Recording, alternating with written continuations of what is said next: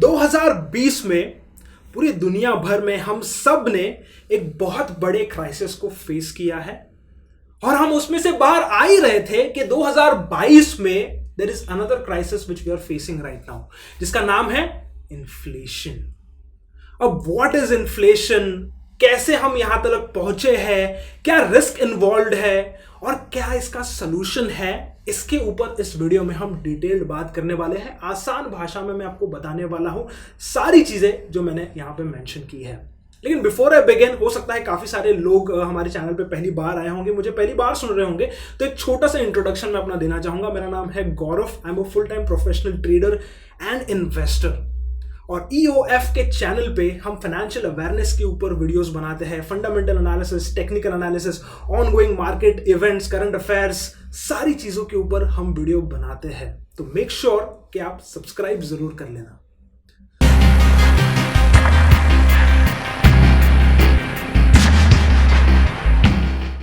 So to begin with, inflation होता क्या है? आसान भाषा में मैं आपको बताने की कोशिश करूंगा। इन्फ्लेशन का मतलब है महंगाई, यानी कि अगर suddenly over a period of time अगर गुड्स एंड सर्विसेज जो आप डेली बेसिस पे कंज्यूम करते हो उसके प्राइसेस सडनली बढ़ने लग गए, कंटिन्यूसली बढ़ रहे हैं, सो इसका मतलब है कि महंगाई अब आ गई है, इन्फ्लेशन बढ़ गया है। हो सकता है आपने पिछले कुछ दिनों में या फिर पिछले कुछ महीनों में काफी बार ये सुना होगा कि इन्फ्लेशन बढ़ रही है, महंगाई बढ़ रही है, पेट्रोल के प्राइसेस बढ़ रहे हैं। आई एम श्योर इस चीज से आप डेफिनेटली मुझसे कनेक्ट कर पाओगे कि पेट्रोल के प्राइसेस तो भाई बहुत बढ़ गए हैं, right? So it is nothing but the inflation.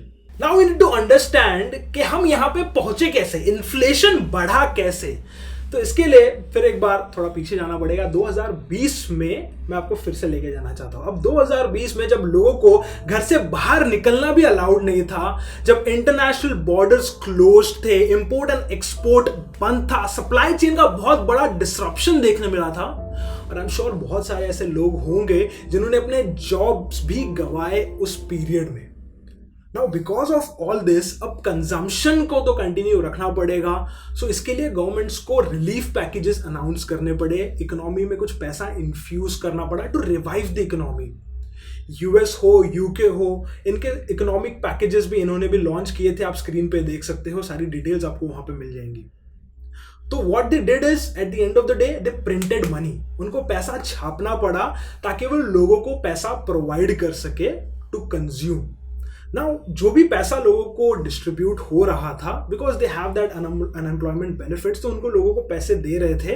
Now that was all free money, लोगों को उसके लिए कुछ मेहनत नहीं करनी पड़ रही थी, राइट? सो दे वर, अब आप ही सोचिए, अगर आपको किसी ने कल आपके बैंक अकाउंट में अगर 1 लाख रुपया डाल दिया तो आप डेफिनेटली उसको स्पेंड करने के बारे में सोचोगे। आप ये नहीं सोचोगे कि मैं इसको सेव कैसे करूं, आप उसको डेफिनेटली स्पेंड करने के बारे में सोचोगे। आपके रोज की चीजें हो, आपकी कुछ इंपॉर्टेंट चीजें हो, हर जगह पे आप उसको स्पेंड करने के बारे में ही सोचोगे। सो वो डिमांड तो कंटिन्यूड रहा। अब जैसे ही हम फेज 1 से बाहर आ रहे थे तो जो पेंटअप डिमांड था वो भी एडअप हो गया। अब डिमांड तो चल रहा था, डिमांड तो बढ़ गया था, लेकिन उतना सप्लाई अवेलेबल नहीं था। And this is the bottom line, जब डिमांड बढ़ता है और सप्लाई नहीं होता है तो प्राइसेस ऑटोमेटिकली बढ़ना शुरू हो जाते हैं, and that is why the inflation rises. Inflation में बढ़ोतरी देखने मिलती है, ग्रोथ देखने मिलती है वहां पे।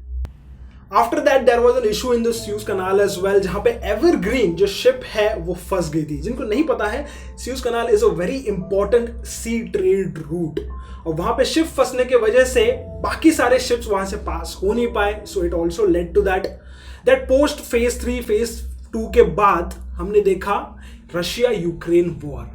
Now because of this war commodity prices में बहुत बड़ी राइज देखने मिली थी, which again at the end of the day led to higher inflation.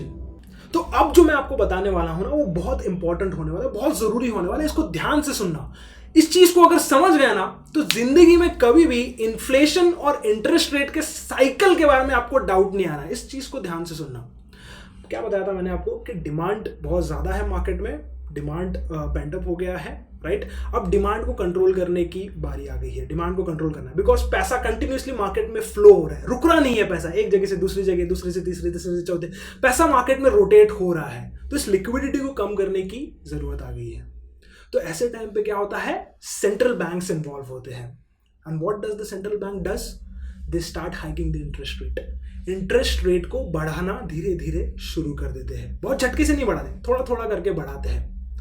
अब व्हाट इज देयर मोटिव, उनका मोटिव ये है कि ये जो पैसा मार्केट में घूम रहा है, लोग यहां से वहां खर्च कर रहे हैं, वो रुक जाए और लोग एनकरेज हो to save in the banks और टू इन्वेस्ट समवेयर। किसी गवर्नमेंट सिक्योरिटी में इन्वेस्टमेंट कर दिया, किसी भी एसेट क्लास में इन्वेस्टमेंट हो गया, पैसा रुकना चाहिए और कहीं पे इन्वेस्ट होना चाहिए। अब लेट्स से फॉर एग्जांपल पैसा आपने सेव किया बैंक में through FD and any other there facilities. अब बैंक क्या करती है, बैंक का क्या बिजनेस है, बैंक लेंडिंग करती है, पैसा लोन पे देती है लोगों को या फिर बिजनेसेस को, एंड बिजनेसेस उसको यूज करते हैं to increase their production, increase their manufacturing, depending upon different businesses। इससे क्या होता है, एम्प्लॉयमेंट जनरेट होता है, बिजनेस भी बढ़ता है, एम्प्लॉयमेंट भी जनरेट होता है। तो eight the end of the day benefits वापस घूम के हमारे पास ही आते हैं। अब दोस्तों समझने की बात यह है, अब जब तक ये साइकिल कंप्लीट होता है, डिमांड कंट्रोल में आ जाता है, सप्लाई तो आपके पास है, डिमांड आपका कंट्रोल में आ जाता है, एंड स्लोली एंड स्टेडीली आपका जो इन्फ्लेशन है वो कम होना शुरू हो जाता है। अब सिमिलरली जब इन्फ्लेशन कम हो जाता है और जब गवर्नमेंट को लगता है कि लिक्विडिटी कंट्रोल में आ गई है and there is no problem in that, तो फिर क्या करते हैं central banks, once again they start reducing the interest rate. तो फिर मार्केट में लिक्विडिटी इन्फ्यूजन किया जाता है। अब यहां तक कैसे पहुंचे ये तो हमने समझ लिया है, राइट।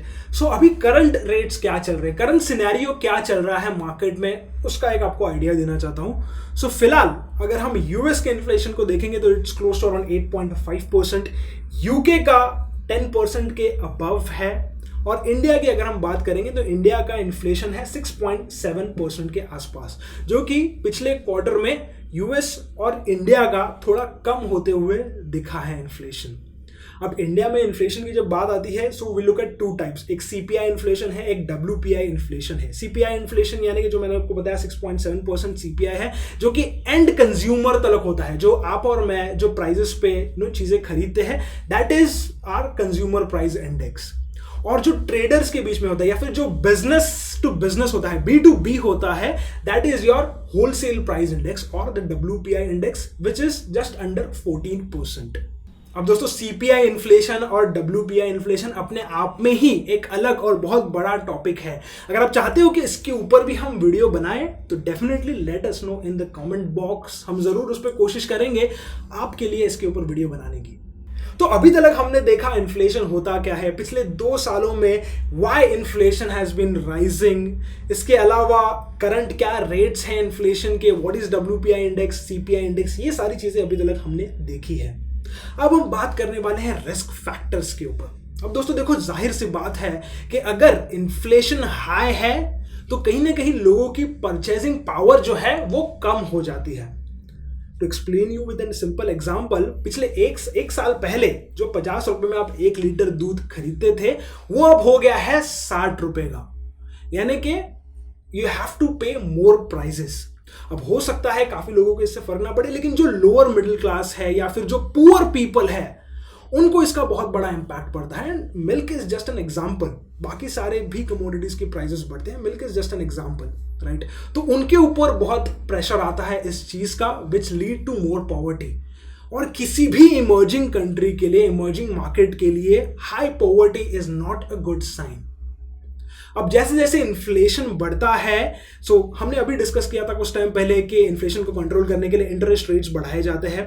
तो इंटरेस्ट रेट्स बढ़ाने की वजह से व्हाट हैपेंस इज कि इंडिया में जो इन्वेस्टमेंट आ रहा है बाहर से, वो फिर विड्रॉ करने शुरू कर देते हैं, बिकॉज उनको अपने कंट्री में, बिकॉज इंटरेस्ट रेट्स का, इन्फ्लेशन का जो प्रॉब्लम है, इंटरेस्ट रेट जो बढ़ रहे हैं वो ग्लोबली बढ़ रहे हैं, तो उनको अपने ही कंट्री में हायर यील्ड्स मिल रहे हैं।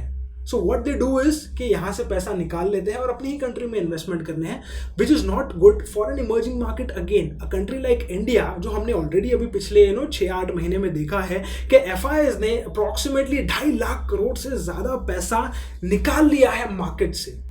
अब कैसा होता है कि कोई भी बड़ी इकोनॉमी जैसे कि यूएस है, लेट्स फॉर एग्जांपल यूएस है या फिर चाइना है, अगर अभी रिसेंटली काफ़ी न्यूज़ आपने सुना होगा कि they are on the verge of recession वगैरह के इसमें है, तो अगर ये बड़ी इकोनॉमीज अगर सफ़र करेंगी तो इसका इम्पैक्ट छोटी कंट्रीज पे आएगा ही, because we are the net importer countries and they are the exporters. तो इम्पैक्ट हर जगह पे आता है। जब ऐसी कंट्रीज सफ़र करती है तो इंडिया या फिर जो भी इमर्जिंग मार्केट्स हैं उनको भी इसकी वजह से सफ़र करना पड़ता है। एंड स्लो इकोनॉमिक ग्रोथ, अगर इकोनॉमिक ग्रोथ भी स्लो डाउन हो रही है, which can also lead to recession, which is another risk factor involve along with this. So as we are talking about the crisis, अभी recently हमने China के debt crisis के ऊपर एक वीडियो बनाई हुई है। China is going through a very big crisis right now. तो अगर आपने अभी तक उस वीडियो को नहीं देखा है तो इस वीडियो के बाद उस वीडियो को जरूर देखना, लिंक आपको डिस्क्रिप्शन बॉक्स में मिल जाएगा। तो अब इसका सोल्यूशन क्या है? What is the conclusion to all this? तो एक तो हमने ये देख लिया कि इन्फ्लेशन को कंट्रोल करने के लिए इंटरेस्ट रेट्स बढ़ाए जाते हैं ताकि जो एक्सेस डिमांड है मार्केट में उसको कंट्रोल किया जाए, लिक्विडिटी को थोड़ा क्रंच किया जाए, जिसके वजह से आपका डिमांड नीचे आ जाता है। लेकिन इसके साथ ही साथ किसी भी गवर्नमेंट को या फिर किसी भी कंट्री को एक चीज और मेक श्योर करनी पड़ेगी कि उनका जो प्रोडक्टिविटी है या फिर उनका जो इकोनॉमिक ग्रोथ है वो भी बढ़े। अब डिमांड तो नीचे आप लेके आ जाओगे और साथ साथ में आपका प्रोडक्टिविटी, इकोनॉमिक ग्रोथ भी बढ़ेगा तो जल्दी से प्रॉब्लम खत्म हो जाएगी। लेकिन अगर ऐसा नहीं हुआ, अगर फोकस पूरा सिर्फ डिमांड पे ही रहा, सिर्फ डिमांड कंट्रोल करने में ही रहा, तो इसको बहुत टाइम लगेगा, इसको नीचे आने में थोड़ा टाइम लगेगा। और अगर ऐसा नहीं हुआ, so that is why you से राइट, आपने काफी बार सुना होगा लोगों को बोलते हुए कि कोई भी कंट्री रिसेशन में जा सकती है after 2 quarters of D growth, तो उसकी वजह से रिसेशन आ सकता है। सो वैसे टाइम पे बहुत कंट्रीज सफर कर सकती है। सो इसीलिए टू मैच इट क्विकली, इस चीज को बैलेंस करने के लिए दोनों चीजों पे फोकस करना जरूरी है।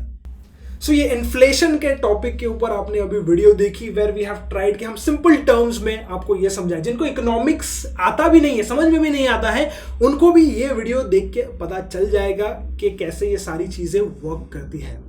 अब दोस्तों, इन्फ्लेशन ही नहीं, हमारे चैनल पे जीडीपी के ऊपर, इंटरेस्ट रेट के ऊपर, चाइना डेट क्राइसिस के ऊपर, fundamental analysis, technical analysis, major topics के ऊपर हमने ऑलरेडी वीडियो बनाई हुई है। तो वीडियो यहां तक अगर देख ली है, वीडियो अच्छी लगी, अगर एक भी चीज है जो आपको समझ में आई, तो चैनल को सब्सक्राइब जरूर करना और इस वीडियो को अपने फ्रेंड्स के साथ, फैमिली के साथ शेयर भी करना। हमारे सोशल मीडिया हैंडल्स भी है दोस्तों, इंस्टाग्राम, ट्विटर और फेसबुक, आप यहां पे भी हमें फॉलो कर सकते हो। रील्स के थ्रू और डिफरेंट वीडियो फॉर्मेट्स, इमेजेस के थ्रू हम कोई ना कोई इंफॉर्मेशन आपके साथ वहां पे भी शेयर करते रहते हैं। So till then guys, keep learning and keep growing with EOF, because hope is not a strength.